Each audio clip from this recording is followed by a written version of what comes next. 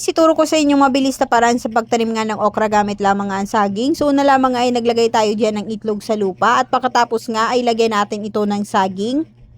At pakalagay nga natin dito ng saging ay haluan lamang nga natin ito ng toothpaste at haluin lamang nga natin ito dito ng mabuti.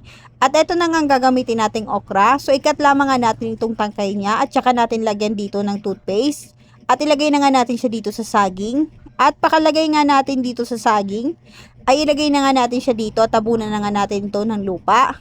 At pagkatapos lamang ay takpan natin at antayin natin ng 12 days. So after 12 days nga, ayan, ito na nga siya. So nagkaroon na nga siya ng dahon.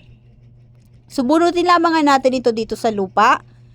At ayan nga, diba? So nagkaroon na nga din ito ng ugat. So bago nga natin ito ilipat ng lupa, maglagay muna nga tayo dito ng balat ng itlog.